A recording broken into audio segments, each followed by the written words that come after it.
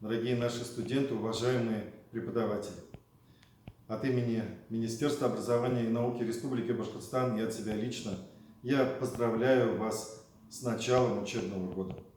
1 сентября – это начало нового, увлекательного этапа вашей жизни. День знаний для каждого студента – это новые открытия, новые идеи, творческий поиск, развитие себя как профессионала. Для тех, чья студенческая жизнь только начинается, этот день особенно долгожданный и волнительный. Вы уже приняли самое важное решение для себя, вы определились в будущей профессии. Студенчество дает первый жизненный опыт, формирует характер и дарит крепкую дружбу. Не случайно студенческие годы называют светлым временем. Первокурсник становится личностью со своими взглядами и мировоззрением. Мы знаем, что пандемия коронавируса внесла свои коррективы в нашу с вами жизнь.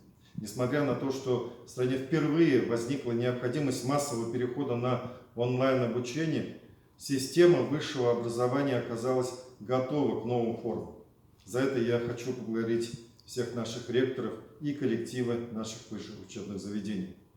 Я искренне надеюсь на то, что мы вернемся к традиционной форме обучения.